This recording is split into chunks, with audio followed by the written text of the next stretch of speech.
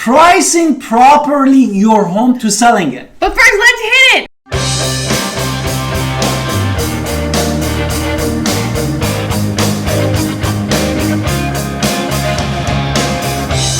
Hi, this is Alan Victoria. Welcome to our channel and podcast. And if this is your first time in our podcast and our channel, please subscribe and get notified. Honestly, it calls and text all the time at 252-327-3357. So I'm absolutely looking forward to talking to you about selling your home, because that's what this video series is Therefore, about. one of the steps of the selling your home basically is set up a price, a right price for your home. And why? we're really seeing that here in September 2022. We're definitely seeing that is happening in the market. So first impressions do matter.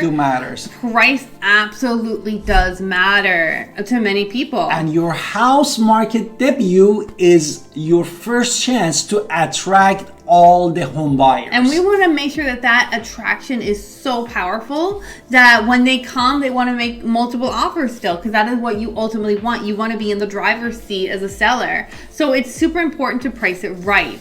And the downside of the overpricing it is basically you run a risk of the buyers not seeing you. And the reason that we are saying, for example, you wanted to get a $299,000 for your house, and you tell your agent, I wanted to list it as a $315,000.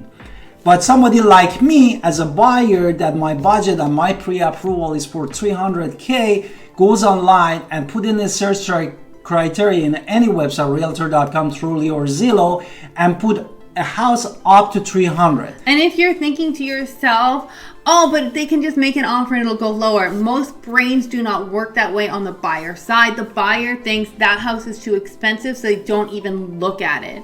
So, I mean, there's that. So make sure that you're going to get less offers coming down and more offers on the other end of it, which is? Yes.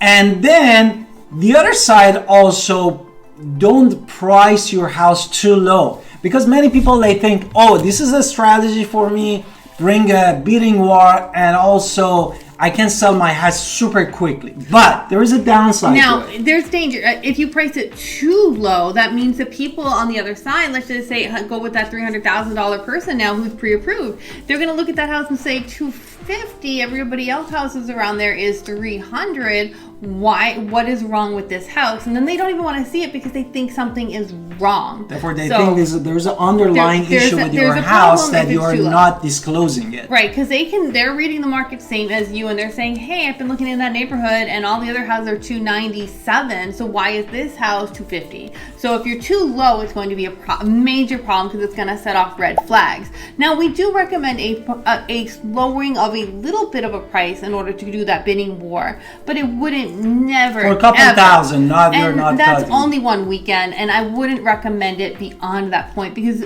people do bid up. Now, I remember I told you that people don't bid down, they do bid up. So say you put that house on $290 and you really wanted $295, right? You put it at $295, you really want $300.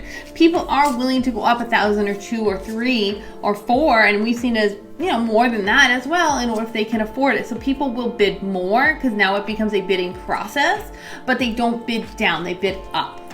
Therefore, the best thing is when you hire your real estate agent, therefore that person use the CMA or comparative market analysis for you. Therefore, this your realtor is going to look at the recently sold home the last 3 to 6 months in your neighborhood. They're not going to look at outside neighborhood.